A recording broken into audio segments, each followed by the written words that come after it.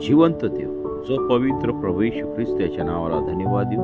पौलाची करिंथकरा दुसरे पत्र 8 अध्याय 10 वचनापासून मी आपल्यासाठी वाचतो। याविषयी मी आपले मत सांगतो, कारण हे तुम्हाला हितकारक आहे।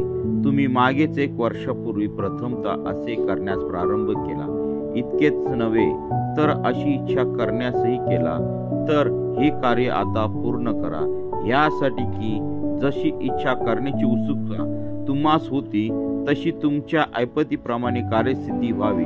कारण उत्सुकता असली म्हणजे ज्याच्या त्याच्याजवळ असे असेल तसे ते मान्य होते, नसेल तसेही नाही।